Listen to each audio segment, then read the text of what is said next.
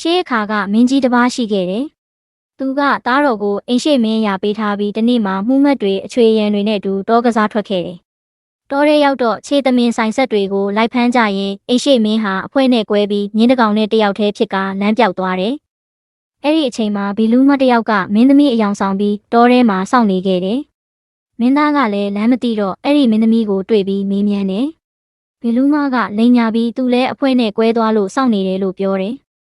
မင်းသားကယုံပြီးသူမကိုမြင်းပေါ်တင်ခေါ်သွားခဲ့တယ်။ခရီးဝေးတနေရာမှာအိမ်ပြက်ကြီးတစ်လုံးသားရောက်တော့ဘလူးမကနားမယ်ဆိုပြီးခိတ္တရက်တယ်။ပြီးတော့သူ့မိသားစုကိုခေါ်တယ်လို့အတန်ကျဲကျဲနဲ့អော်လိုက်တယ်။အဲ့ဒီအချိန်မှာဘီလူးအုပ်စုကြီးထွက်လာတဲ့တွေကြားလိုက်ရတော့မှမင်းသားကသူမဟာဘလူးမဆိုတာသိသွားတယ်။သူကမြင်းကိုအမျက်မောင်းပြီးထွက်ပြေးလို့အသက်ဘေးကလွတ်ကင်းပြီးနန်းတော်ကိုပြန်ရောက်ခဲ့တယ်။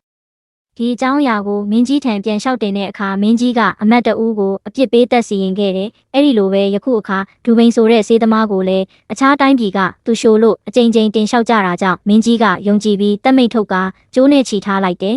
။ဒူဘိန်စေးသမားကတော့အကြိမ်ကြိမ်အသက်ချမ်းသာပေးဖို့တောင်းပန်ပြီးနောက်ဆုံးမှာတရက်တာချမ်းသာပေးဖို့တောင်းဆိုတယ်။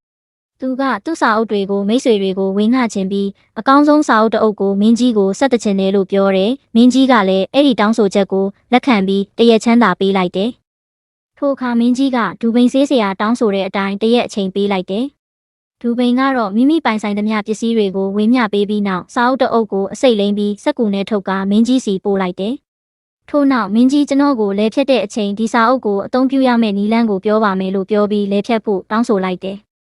မင်းကြီးလည်းယုံကြည်ပြီးစာအုပ်ကိုလက်ထဲမှာကင်ထားကဆေးဆရာကိုလဲဖြတ်ဖို့မိန့်ပေးလိုက်တယ်။လဲဖြတ်ပြီးတဲ့အချိန်ဆေးဆရာကစာအုပ်ကိုဖွင့်ပြီးလှန်ပါလို့ပြောလိုက်တယ်။မင်းကြီးလည်းစာအုပ်ကိုဖွင့်ပြီးလှန်တယ်။ဆေးဆရာကမြန်လှန်ပါလို့စက်တိုက်ပြောတာကြောင့်မင်းကြီးလည်းလက်နဲ့တရွေးတုပ်ပြီးအမြန်လှန်လိုက်တယ်။ဒီလိုနဲ့စာမျက်နှာတွေအကြိမ်ကြိမ်လှန်နေရမှာစက်ကူပေါ်ကအစိတ်တွေလက်နဲ့တရွေးမှတဆင့်ရှာထဲဝင်သွားပြီးမင်းကြီးလည်းအစိတ်တင်ပြီးတိတ်ဆုံးသွားတယ်။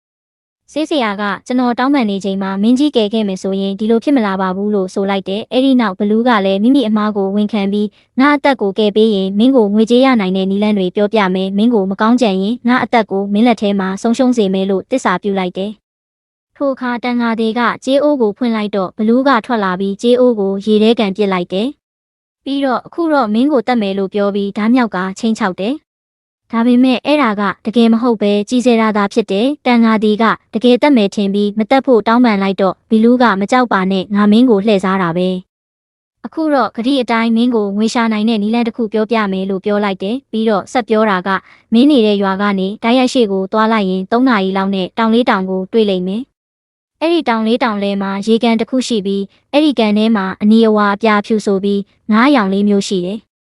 မိုးမလင်းခင်3 နာရီအချိန်လောက်ထွက်သွားရင်နောက်ထပ်3 နာရီလောက်နဲ့အဲ့ဒီနေရာကိုရောက်မယ်။အဲ့ဒီအချိန်မှာပိုက်ကွန်နဲ့ငါးဖမ်းရင်အဲ့ဒီငါးလေးမျိုးကိုရမယ်။အဲ့ဒီငါးတွေကိုရောင်းရင်ငွေအများကြီးရမယ်လို့ပြောတယ်။ဒါပေမဲ့တနေ့ကိုတစ်ချိန်ထပ်ပို့ပြီးမဖမ်းရဘူးဆိုပြီးသတိပေးလိုက်တယ်။အဲ့ဒီလိုပြောပြီးနောက်ဘီလူးလည်းပျောက်ကွယ်သွားတယ်။ထိုအခါတန်ဃာသည်အိမ်တို့ပြန်ပြီးနက်နက်အယုံတက်ချိန်တွင်ဘီလူးညွှန်ကြားထားသည့်အတိုင်းထွက်သွား၍တောင်လေးတောင်အနီးရှိကန်တို့ရောက်ကငါးများကိုပိုက်ကွန်ဖြင့်ဖမ်းယူလာခဲ့သည်။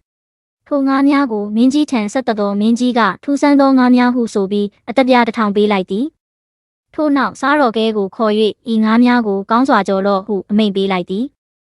စားတော်ကဲလည်းစပိုးအိမ်ထဲသို့ယူသွားပြီးကြော်နေစဉ်တစ်ဖက်ကျက်၍တစ်ဖက်လမ်းမီအချိန်တွင်စားဖို့အိမ်သည်ရုတ်တရက်ကွဲအပ်သွားပြီးအလွန်လှပသောနတ်သားတစ်ပါးထွက်ပေါ်လာခဲ့သည်ငါတို့သည်ခေါင်းထောင်၍နတ်သားအားဤသို့ပြောလေ၏ကဲပါငါတို့အချင်းချင်းမေတ္တာမရှိလျင်မတင်တော်ဟုပြောနေစဉ်နတ်သားကကောင်းပြီဟုဆိုကာဒဲအိုးကိုလှန်လိုက်သည်ထိုအခါငါးများသည်မိသေးကြပြီးမိလောင်ကပျက်စီးသွားကြသည်နတ်သားလည်းထိုနေရာမှပြန်ဝင်သွားပြီးစားဖို့အိမ်သည်လည်းပဂတိအတိုင်းပြန်ဖြစ်သွားသည်စားတော်ကဲမှာအလွန်ကြောက်ရွံ့ပူပန်၍အမတ်တဦးကစားတော်ကဲအတွက်အပြစ်မကျရောက်အောင်မင်းကြီးကိုရှောက်တင်ပြီးနားလည်အောင်ပြောပြခဲ့သည်မင်းကြီးကလည်းတန်ဃာဒီကိုနောက်တစ်ကြိမ်ငါးများထပ်မံယူလာရန်အမိန့်ပေးလိုက်သည်နောက်နေ့မနက်တွင်တန်ဃာဒီသည်တူညီသောနည်းအတိုင်းငါးများကိုထပ်မံဖမ်းယူလာပြီးမင်းကြီးထံဆက်သက်ခဲ့သည်မင်းကြီးကလည်းအတပြား1000ထပ်မံပေးလိုက်သည်စားတော်ကဲကယခင်နည်းအတိုင်းငါးကိုကြော်နေရာတစ်ဖက်ကျက်ပြီးတစ်ဖက်လန်မည့်အချိန်တွင်စားဖို့အိမ်သည်ရုတ်တရက်ကွဲအပ်သွားသည်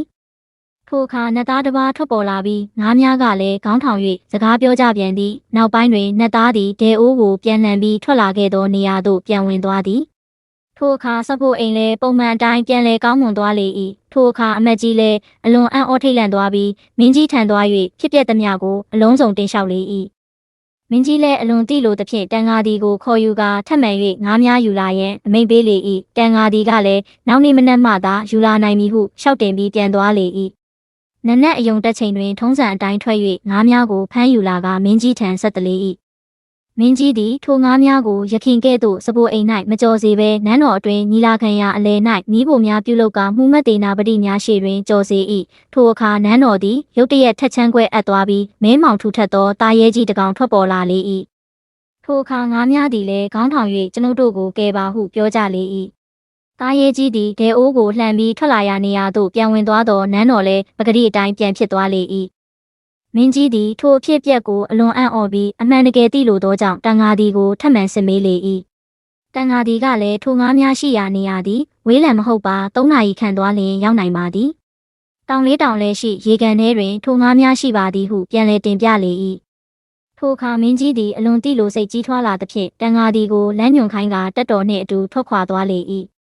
တောင်လေးတောင်လည်းရှိရေကန်သို့ရောက်သောအခါတက်ကိုရပ်နားစေပြီးမင်းကြီးတယောက်ထဲသာဆက်လက်သွားလေ၏သူသည်အဖြစ်ပြက်သည်အလွန်ထူးဆန်းလာသည်ငါကိုယ်တိုင်တေချာသိရမည်ဟုတွေးလျက်တောင်နီးပတ်ဝန်းကျင်ကိုလှည့်လည်ကြည့်ရှုလေ၏ထိုအခါမဝေးမနီး၌နန်းတော်တစ်ခုကိုမြင်တွေ့ရပြီးလူသူရှိနိုင်မည်ဟုထင်ကားထိုနေရာသို့သွားလေ၏နန်းတော်တကားဝါသို့ရောက်သောအခါ3 ကြိမ်ခောက်တော်လဲမြည်သူမျှမထွက်လာသဖြင့်တကားကိုအတင်းဖွင့်၍ဝင်ရောက်သွားလေ၏